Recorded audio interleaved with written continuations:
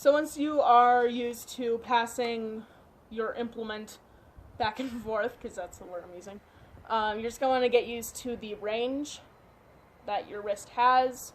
You can bend your elbow to keep the momentum going, because that's all that we're really trying to do, is just finding cool ways to keep the momentum of the stick going.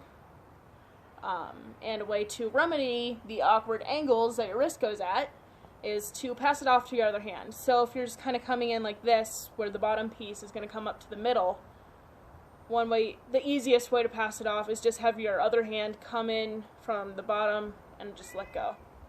From there you can kind of go off to the sides as such, just to get used to the movement of the stick.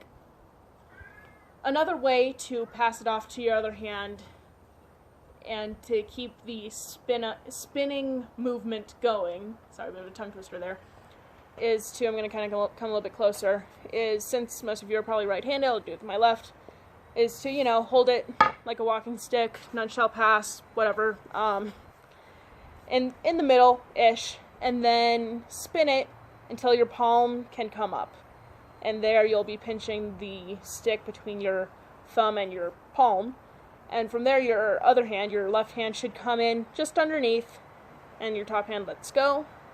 From there you spin it until your thumb is down, and then the other hand, which was on top prior, comes on top, both thumbs down, and then you can spin it until your left hand comes on bottom again, and then your right comes on top, thumbs down. From there you can keep that movement going, and you can start doing it more quickly as you get used to it, and then you have the pinwheel movement, and this is kind of this is a good warm-up to do, and if you do it quick enough, it looks pretty cool. So there's that. If you want to try it the other way, it's pretty much the same thing, except whatever hand you start with, or going the other way, your opposite hand is going to be on top. So if you first did it with your right hand and now you're doing it with your left, now your left hand is going to be on top and your right hand is going to come on bottom. I think I mixed that up last time, I apologize. And then you just kind of keep it going. It's okay if you can only do it one way.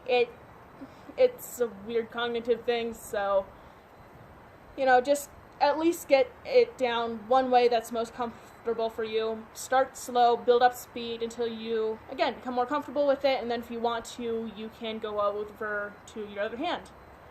And then I will teach you another thing in the next video.